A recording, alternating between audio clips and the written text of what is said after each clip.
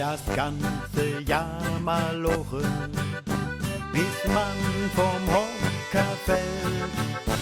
Es dreht sich nur noch alles um das liebe Geld.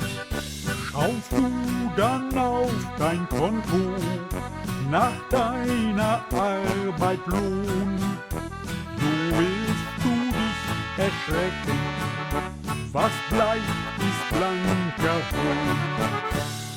Wir wollen das Moos verprassen, bevor der Lindner schellt. Wir wollen das Moos verprassen, er kriegt nicht unser Geld. Wir wollen das Moos verprassen, solange es noch was wert.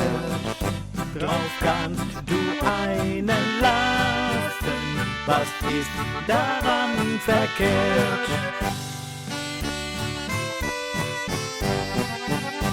Man spart an allen Ecken und kauft bei Aldi ein.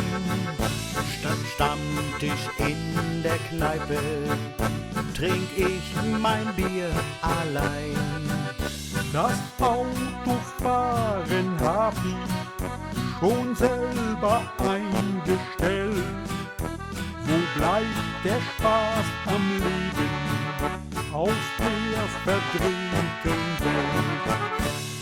Wir wollen das Moos verprassen, bevor der Lindner schellt.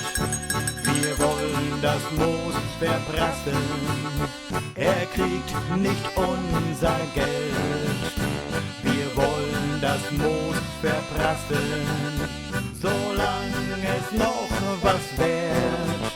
Drauf kannst du einen lassen, was ist daran verkehrt?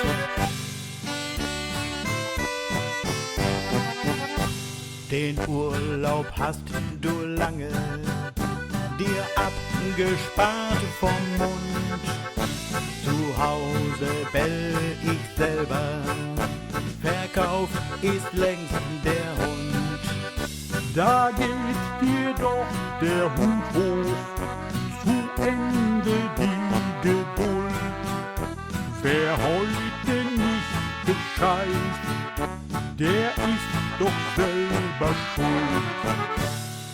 Wir wollen das Moos verprassen, bevor der Lindner schellt.